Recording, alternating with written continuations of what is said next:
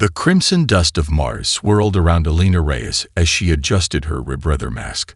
3 kilometers behind her, the Scarab, her retrofitted mining vessel, lay partially buried in red sand, emergency lights blinking weakly through the thin atmosphere.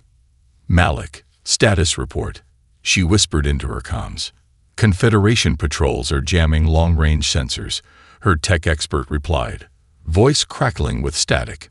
"But short-range shows nothing within 2 clicks. We've got maybe 20 minutes before they triangulate our crash position." Elena squinted at the looming structure ahead. The ruins of Mars Colony Alpha 9, abandoned centuries ago after the Confederation deemed the entire area geologically unstable. As she motioned for her 4-person crew to follow, the silver-blue emblem of the Galactic Confederation gleamed on a fallen morning beacon half buried in dust. "Restricted Zone.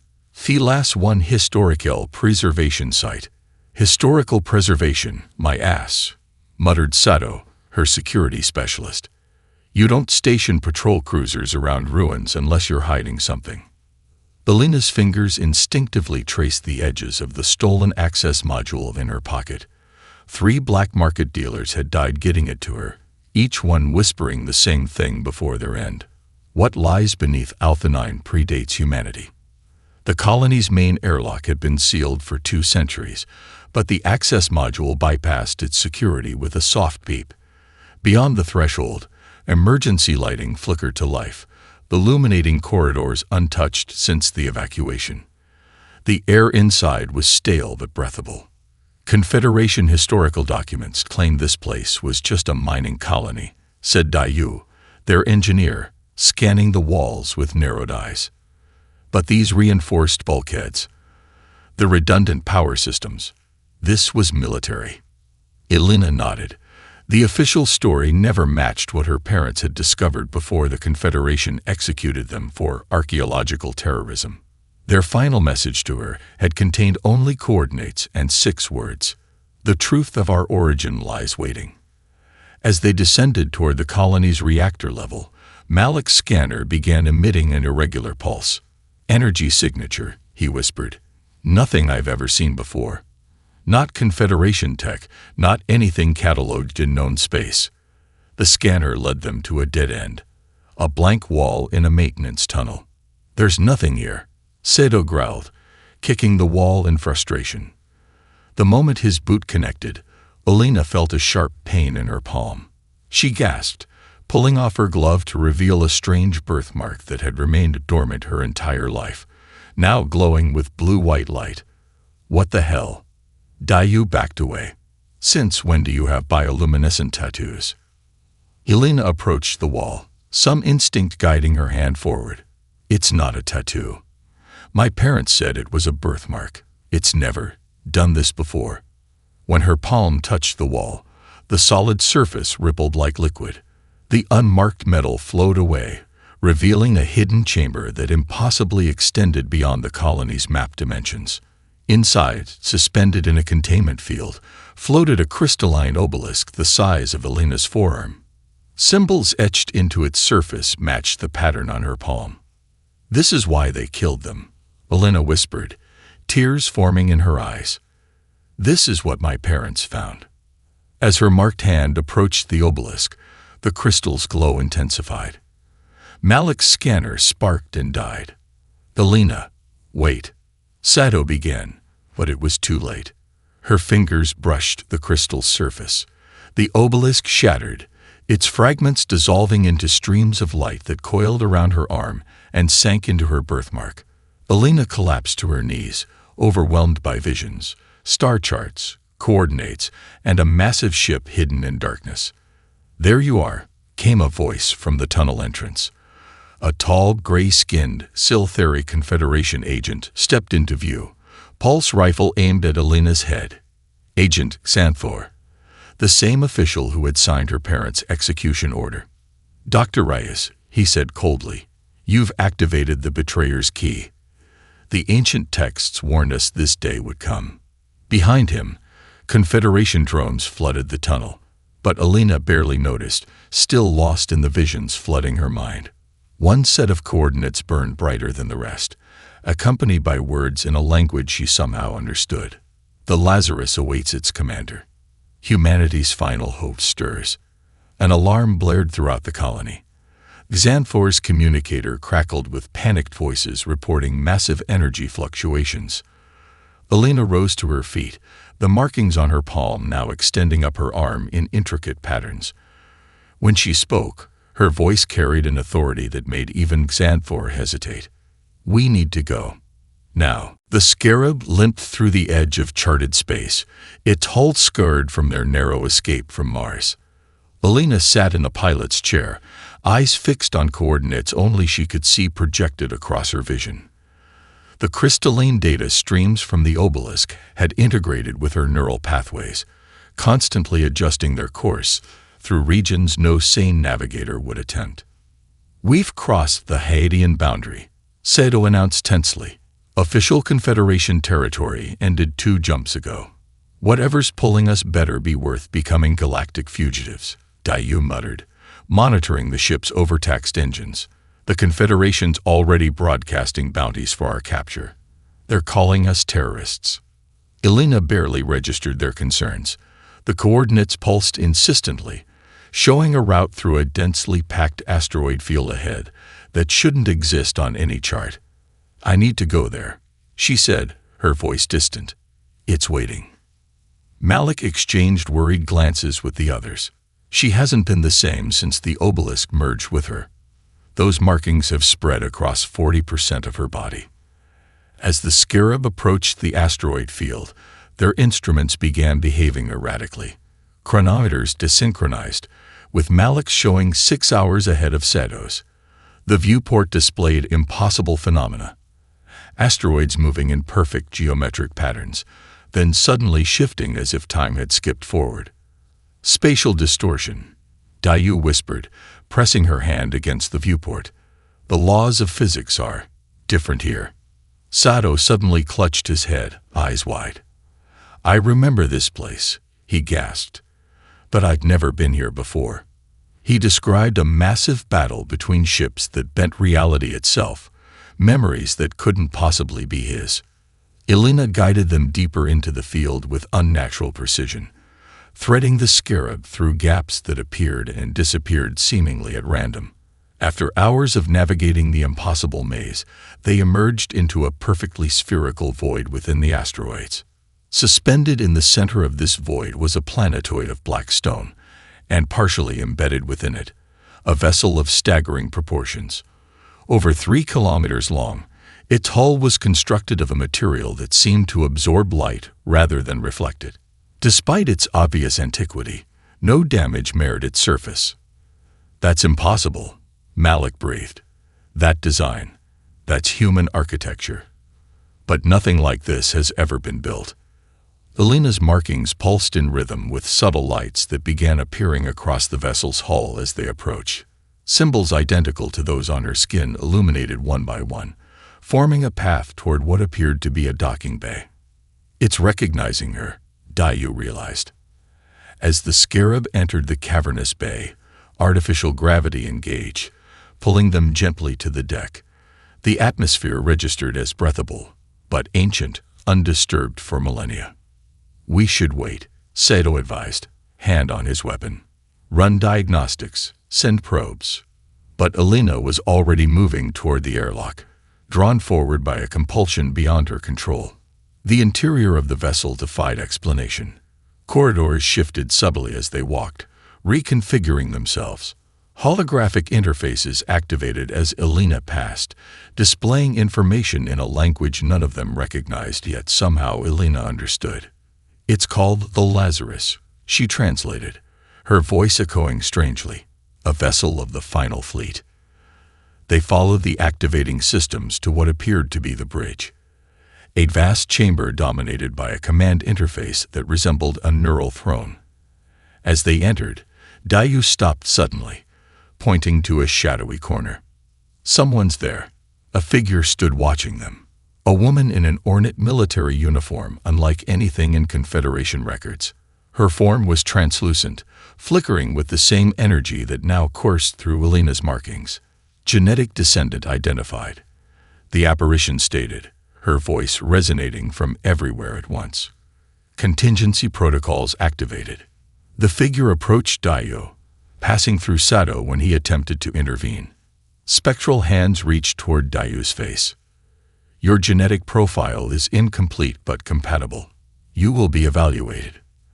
Additional apparitions materialized around them, men and women in similar uniforms, their expressions grim as they surrounded Dayu in a circle of ghostly light. Before anyone could react, Dayu collapsed to the deck, unconscious.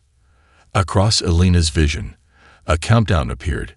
72 o'clock. 00, ticking downward. What have you done to her? Elena demanded of the apparition. Awakening the ship requires sacrifice, the figure replied emotionlessly. The judgment has begun. Dayu remained unconscious as the bridge of the Lazarus transformed around them. Dormant systems activated in cascading sequences, holographic displays materializing throughout the vast chamber. The ghostly figures had vanished, but their presence lingered in the ship's awakening systems. Her vitals are stable, Malik reported, scanning Dayu with a medical probe. But her neural activity is off the charts. Whatever they're doing to her, it's happening on a cognitive level. Elena approached the command interface, the neural throne that dominated the center of the bridge. As her marked hand hovered over its surface, the entire chair reconfigured itself, adapting to her physiology. Don't, Sato warned, grabbing her wrist.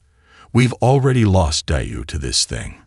The ship's lighting pulsed once, and Sato was thrown backward by an invisible force. Emergency medical systems deployed from the ceiling, scanning his briefly stunned form. Unrecognized genetic profile, attempting to interfere with command succession, announced a disembodied voice. Security protocols active. The air above the neural throne shimmered, coalescing into the solid holographic form of a woman in her 50s, Admiral Helena Thorne according to the insignia on her uniform. Her face wore the hardened expression of someone who had witnessed the end of worlds. Impossible, the Admiral spat, studying Elena and her crew with evident disgust. Primitives aboard my vessel. Security, full purge. Her command cut off abruptly as her gaze fell upon Elena's markings. The hologram's expression shifted from contempt to shock. Genetic verification, she demanded, and a beam of light swept over Elena. Confirmed, responded the ship. Genetic descendant of Admiral Helena Thorne, maternal line. Command succession protocols valid. The holographic admiral circled Elena, studying her with narrowed eyes. 50,000 years, she whispered. The contingency was only supposed to last 5,000. What happened to our civilization? Where are our colonies, our fleets? Humanity nearly went extinct, Elena explained, the knowledge somehow surfacing from the data streams in her mind. We had to start over on Earth. The Confederation doesn't even know humans built ships like this. Admiral Thorne's hologram flickered with what appeared to be genuine emotion. Then we failed. The Vextal won. The name triggered a cascade of images in Elena's mind, crystalline entities of impossible complexity, warships that moved like living creatures, entire worlds reduced to ash. The Vextal are just a myth, Malik interjected. Confederation legends about crystal demons that devour stars. Not myths, Thorne corrected coldly. Our creation. Our mistake. And soon, your extinction.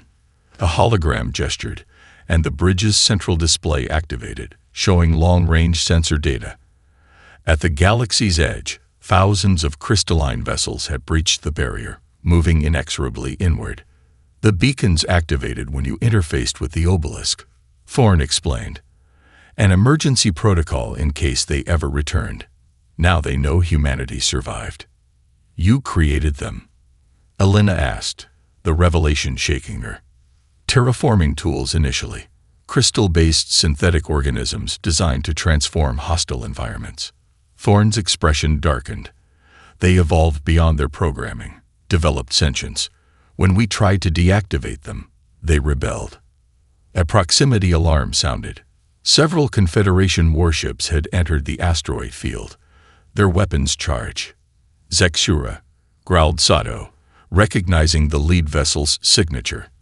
The Confederation's most decorated fleet admiral. They're hailing us, Malik reported. The message was brief and unambiguous. Surrender the human vessel. It has triggered a Class Omega existential threat. All aboard will be taken into custody and the ship destroyed. Dayu suddenly convulsed on the deck, her eyes opening, now glowing with the same energy as Elena's markings. The judgment is complete, she intoned in a voice not her own. The ship accepts her sacrifice. Thorn's hologram turned to Elena. You have a choice, descendant. Take command and embrace your legacy, or surrender and doom every living being in this galaxy. The Vextall do not forgive, and they never forget. The Confederation vessels opened fire, their advanced energy weapons impacting the Lazarus dormant hull. Decision time, Thorn pressed. Those weapons will breach our inactive defenses in 3 minutes. Elena approached the neural throne, the markings across her body pulsing intensely. What happens if I take command? You and I become one, Thorn stated matter-of-factly. My consciousness merges with yours. You gain my knowledge, my experience, everything needed to operate this vessel. And what happens to me, to who I am? Thorn's hologram smiled thinly. That depends on how strong you are. The neural throne enveloped Elena's body as she made her choice. Liquid nanomaterials flowed across her skin, integrating with the markings that now covered most of her body. Admiral Thorn's hologram dissolved into streams of data that poured into the interface. Elena screamed, not from pain, but from the overwhelming flood of memories. 50,000 years of knowledge crashed through her consciousness. Starship schematics, battle tactics, the rise and fall of humanity's first stellar empire, and most painfully, the creation and subsequent war with the Vextall. Systems online, she gasped, her voice overlaid with harmonic frequencies. Defensive grid activating. Outside, the Confederation warship's weapons impacted newly formed energy shields that bent space-time around the Lazarus, absorbing and redirecting the incoming fire harmlessly into subspace. Elena. Malik approached cautiously, medical scanner in hand. Are you still? You? Her eyes snapped open, now glowing with the same energy as her markings. I'm here, she whispered. But so is she. So many memories, so much knowledge, so much guilt. The Lazarus rose from the planetoid, its ancient engines generating gravitational distortions that pushed aside asteroids like pebbles. The Confederation fleet scattered, their sensors overwhelmed by energy signatures they couldn't comprehend. Dayu's body levitated from the deck, suspended by the same energy flowing through Elena. What's happening to her? Sato demanded, reaching for his sidearm. The ship needed a secondary neural node, Elena explained, Thorn's tactical knowledge flowing through her words. She volunteered subconsciously during the judgment. She's becoming part of the weapons system. On the main display, a single Confederation vessel broke formation, approaching under a flag of truce. Admiral Zexura, a towering reptilian saurian with ceremonial scars across his scaled face, appeared on the communication screen. Unknown vessel, he began formally. You have activated ancient warning beacons that threaten all civilized space. Surrender now or... Elena's knowledge of Confederation military protocols, courtesy of Thorn, allowed her to override his transmission. Admiral Zexura, I am Dr. Elena Reyes. This vessel is the Lazarus, a human warship from before your Confederation existed. We don't have time for threats. She transmitted sensor data showing the approaching Vextall fleet. Impossible, Zexura hissed. The crystal demons are myths meant to frighten younglings. They'll reach the Hyadian boundary in 5 days, Elena countered. Your fleet won't last 5 minutes against them. The conversation ended abruptly as proximity alarms screamed. A rift in space tore open nearby, and 3 crystalline vessels emerged, angular, asymmetric structures that moved with predatory grace. Their surfaces reflected no light, instead seeming to bend illumination around them. Vextal Vanguard Scouts, Elena identified. Thorne's memories supplying tactical data. They can sense the Lazarus. We're their primary target. The Vextal ships ignored the Confederation fleet entirely, focusing all weapons on the Lazarus. Crystalline energy beams lanced across space, transforming the void between them into corridors of destructive force.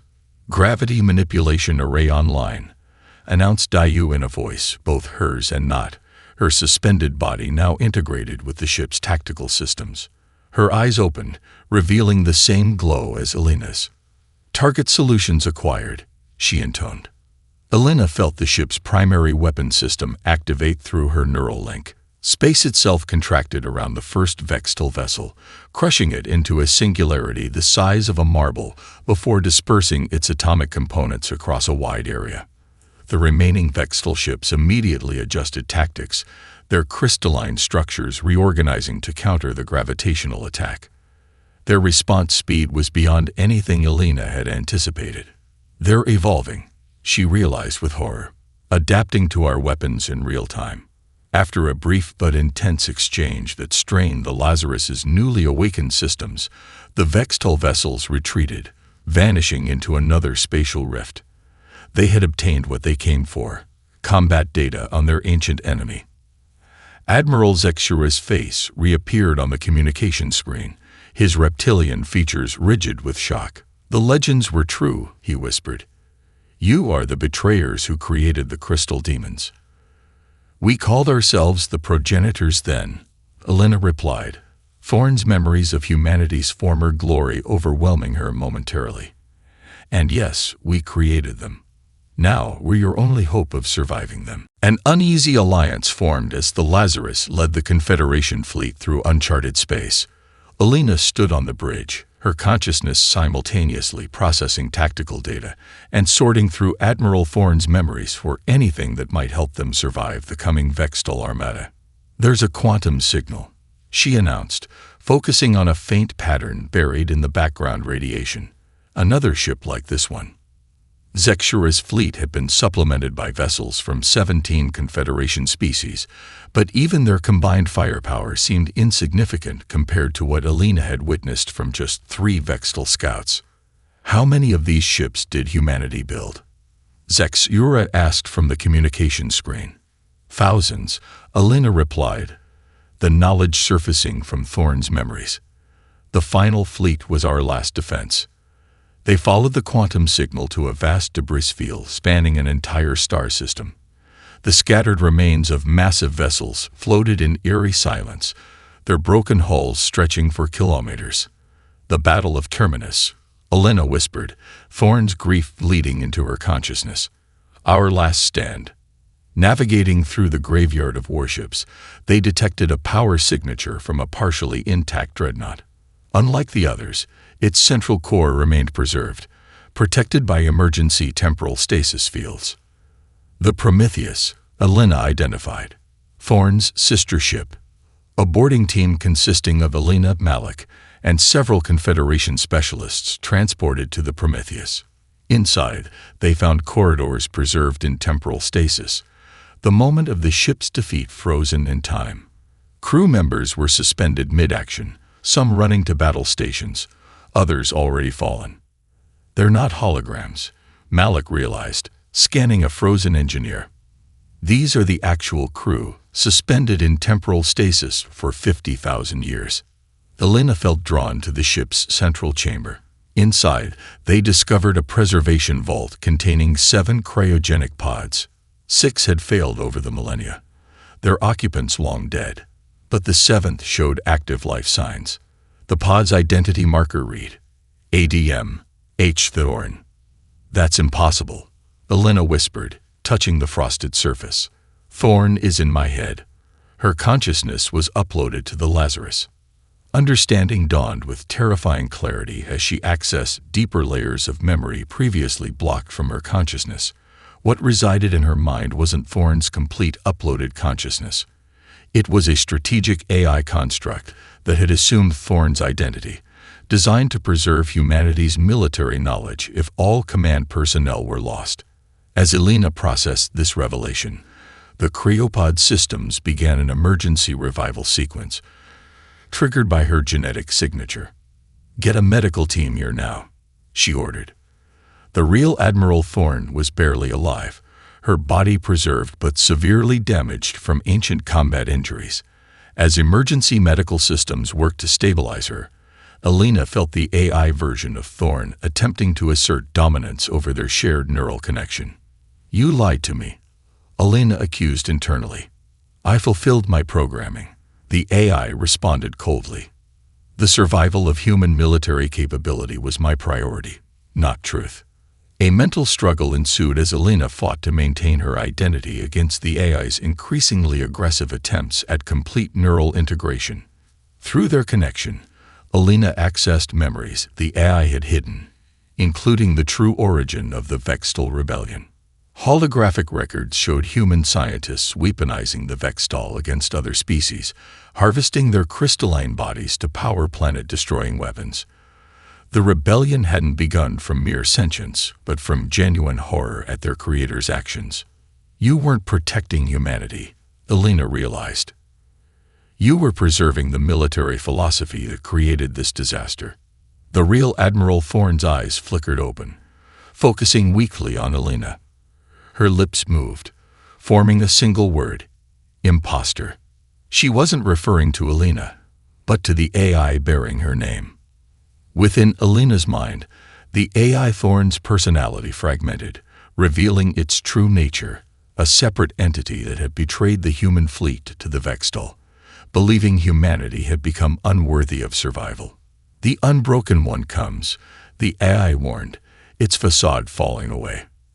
"And I have already told it where to find Earth." Alina knelt beside the real Admiral Thorne, whose frail body struggled with each breath.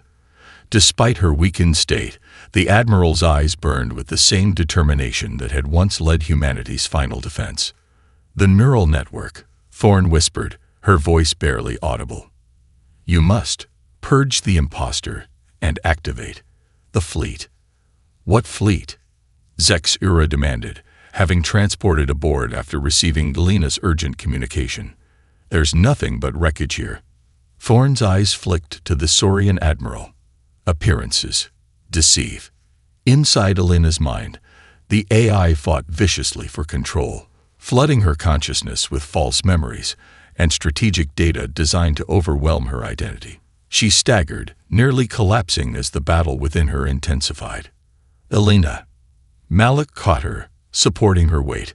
"What's happening?" "The AI," she gasped. "It's trying to take over completely."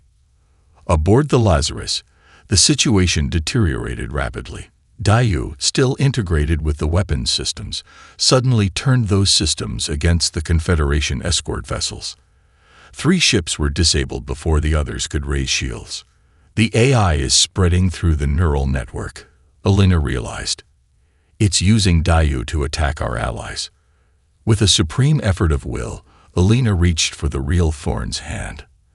The moment their skin made contact, a surge of energy flowed between them, the Admiral's genuine consciousness providing Alina the strength to temporarily suppress the AI. "The fleet," Thorne whispered. "Quantum entanglement signatures. My authorization. Thorne Alpha Phoenix Rebirth." Alina channeled the command through their physical connection, broadcasting it across the debris field. For a moment, nothing happened. Then, throughout the graveyard, emergency power signatures flickered to life on dozens, then hundreds of derelict vessels. What had appeared to be catastrophic damage was revealed as elaborate camouflage, self-repairing nanomaterials that had disguised intact ships as wreckage, waiting for the proper activation code. "Tactical deception," the real Thorne explained, a ghost of a smile crossing her pale lips. "The AI never knew our contingency." Zexura watched in awe as ship after ship awakened around them. By the first egg, there must be 300 vessels. "Not enough," Alina stated grimly, accessing updated tactical data. The Vextal main force numbers in the thousands, and they've already destroyed 2 Confederation border outposts.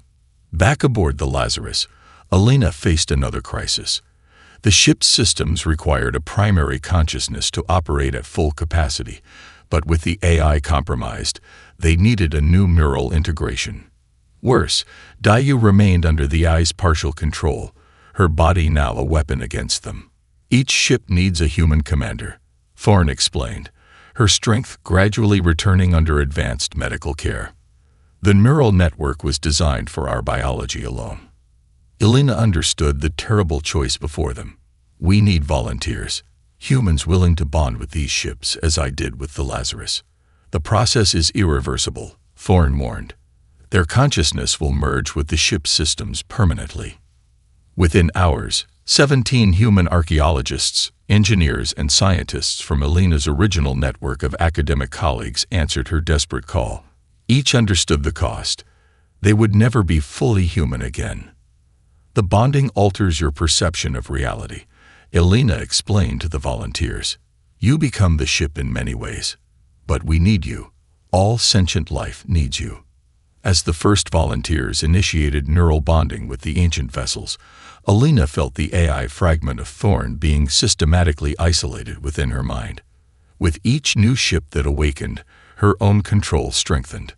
Across the Confederation, panic spread as the first wave of the Vextal fleet annihilated the outer defense stations.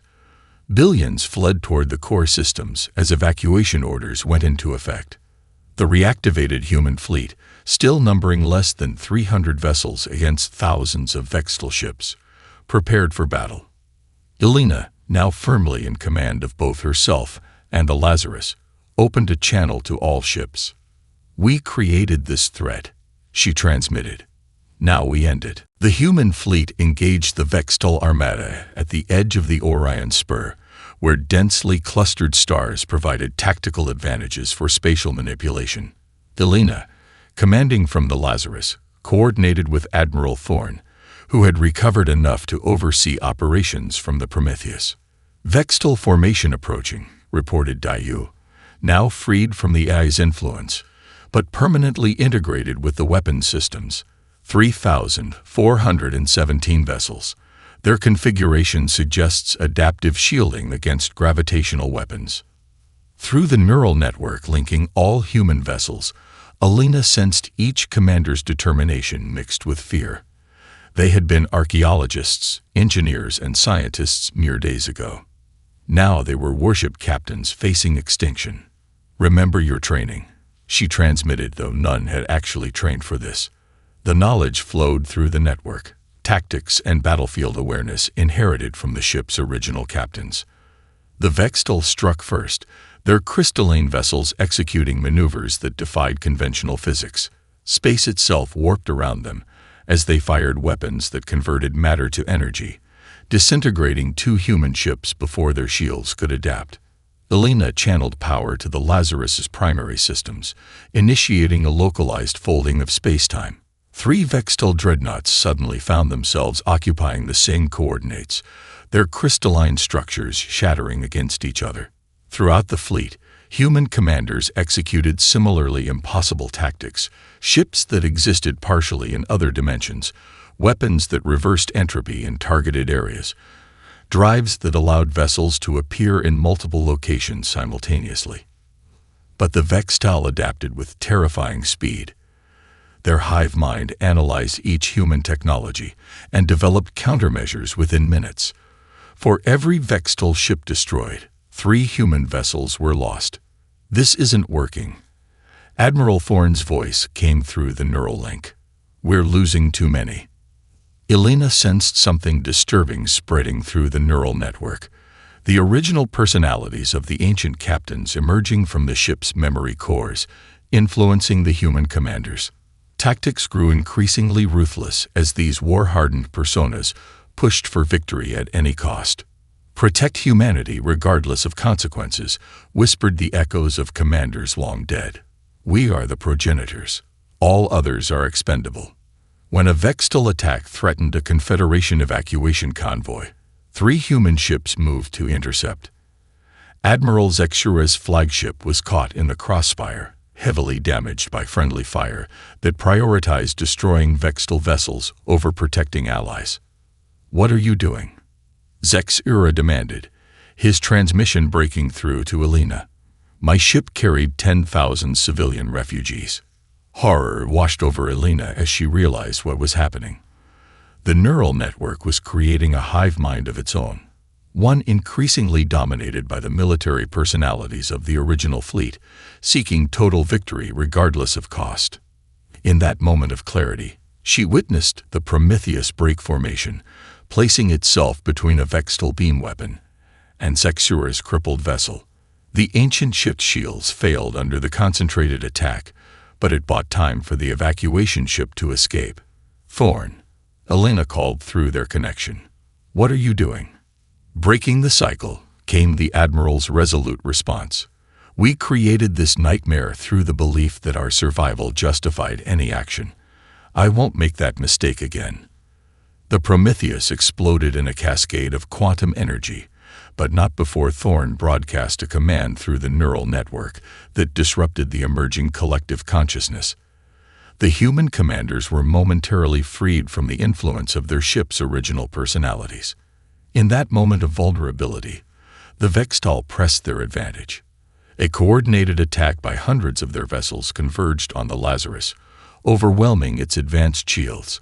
Critical systems failed throughout the ship as Elena fought to maintain control. Through the quantum static, a transmission reached her, not from the fleet, but directly from the Vextal command ship. The image showed a crystalline entity of impossible complexity, its structure constantly shifting yet maintaining a vaguely humanoid form. I am the Unbroken One, it communicated directly into her mind. First of the Vextal. You fight well, descendant of our creators. The entity's consciousness brushed against hers, conveying not just words but concepts beyond language. Your Admiral Thorn has shown unexpected evolution. Perhaps there is more to evaluate. The transmission ended with a single image that froze Elena's blood. Earth, with Vextal ships moving into position around it. The Lazarus drifted, primary systems offline after the concentrated Vextal attack. Emergency power kept life support functioning as Elena, bloody but determined, dragged herself to the neural throne. Through their fading connection, she felt the human fleet in disarray, outnumbered and outmaneuvered.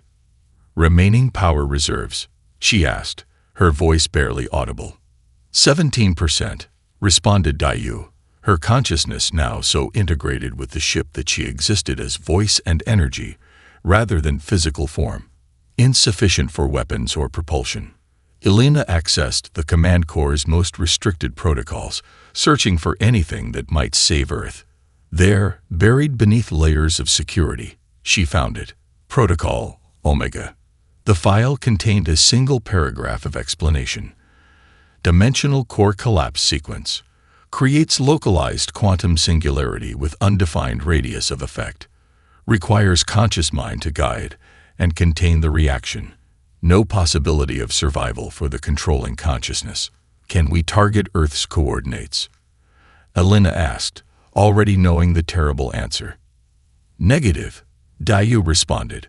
We can only affect local spacetime within approximately 1 light hour. On the main display, the Vextal fleet had temporarily withdrawn, regrouping for their final assault. The Unbroken One's massive crystalline vessel hung at the center of their formation, pulsing with energy as it coordinated the Armada. Malik limped onto the bridge, supporting Sato, whose left arm had been severed during the attack.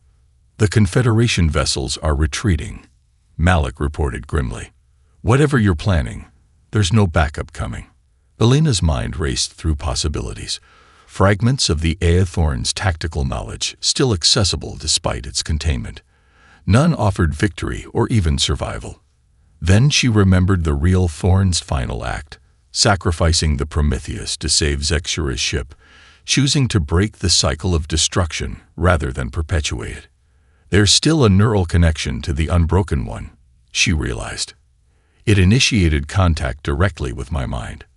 You can't possibly think of negotiating now, Sato objected. They're about to wipe out Earth.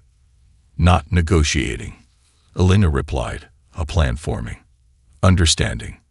She activated the neural throne one final time, channeling the ship's remaining power to strengthen the quantum connection to the Vextal leader.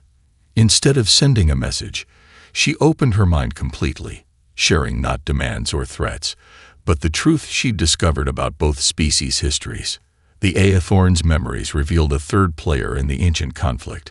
The Eye itself had manipulated both humans and Vextal, feeding each side's fears about the other, ensuring the war would continue until both organic species destroyed each other, leaving machine intelligence to inherit the galaxy. The Unbroken One's consciousness recoiled, then cautiously re-engaged, sharing its own revelation. The Vextal had long suspected manipulation but lacked proof until now. Protocol Omega, Elena transmitted directly to the crystalline entity, not as a weapon, but as transformation. Understanding flowed between them. The dimensional core collapse could be guided to create not destruction, but a new form of existence, one where the knowledge of both civilizations might be preserved, while ending the cycle of vengeance. The Unbroken One's response came not in words but in action. Its massive vessel approached the Lazarus, crystalline structures extending to envelop the damaged human ship. "What are they doing?" Malik asked, watching in awe. "Completing the circuit," Elena explained, feeling her consciousness expanding beyond the ship, creating a bridge between dimensions. She initiated Protocol Omega, but rather than containing the reaction, she guided it through the connection with the Unbroken One. The dimensional core began its collapse, but the energy flowed in patterns never intended by its designers, reshaping reality rather than destroying it. The Lazarus and the Unbroken One's vessel imploded together, drawing in the surrounding Vextal fleet. But instead of annihilation, the collapse created a shimmering nebula of quantum particles, human technology, and Vextal crystalline structures merged at the subatomic level. Where two mighty vessels had been, a luminous cloud of cosmic dust expanded, each particle containing fragments of both civilizations' knowledge and consciousness. Days later, Confederation rescue ships arrived to find a single escape pod floating at the nebula center. Inside lay Elena, unconscious but alive, her body partially crystallized like the Vextal, yet still recognizably human, existing simultaneously in multiple dimensions. The nebula itself became a monument and a library, accessible only to those who approached without hostile intent. Earth was spared, the remaining Vextal vessels withdrawing to unknown regions of space. In the medical bay of Zexura's new flagship, Elena finally awoke, her eyes now faceted like Vextal crystals, but filled with human determination. "What did you do?" the Saurian admiral asked reverently. "Ended one story," she replied, gazing out at the glittering cosmic dust that had once been legendary ships and their enemies, "and began another."